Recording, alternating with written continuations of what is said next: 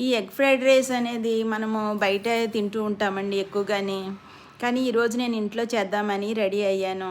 ఒక బౌల్ తీసుకుని 3 ఎగ్స్ కొట్టి అందులో వేసుకొని, కొంచెం సాల్ట్ వేసి బాగా బీట్ చేసి పెట్టుకుని, స్టవ్ వెలిగించి బాండీ పెట్టి, ఒక 2 గరిటెల ఆయిల్ వేసి, ఈ బీట్ చేసి పెట్టుకున్న ఎగ్ అందులో వేసి, ఫ్రై చేసుకుని ఇలా బౌల్లోకి తీసి పెట్టుకోవాలండి.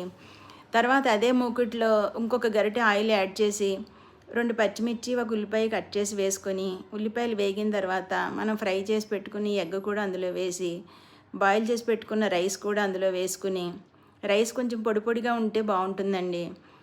రైస్కి సరిపడే పసుపు, ఉప్పు, కారము, 1 స్పూన్ గరం మసాలా వేసుకుని బాగా కలపాలండి. పైకి కిందికి బాగా కలిపి, కొంచెం కొత్తిమీర వేసుకుని, నేను కొంచెం కొత్తిమీర ఎక్కువే వేస్తున్నానండి.